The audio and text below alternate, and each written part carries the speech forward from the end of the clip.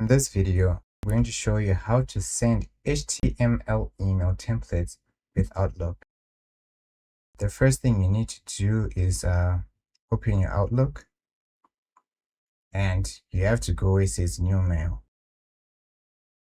Once this opens, you have to go to your saved HTML.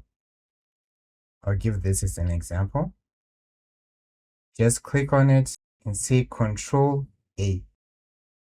And after you do that, click on Control C.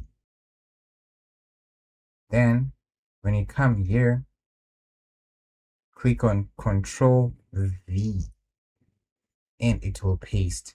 And here you need to select this one and it will be properly placed.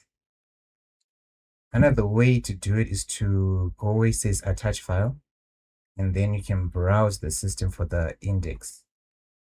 When you go to the index, make sure you go here with an updated Outlook.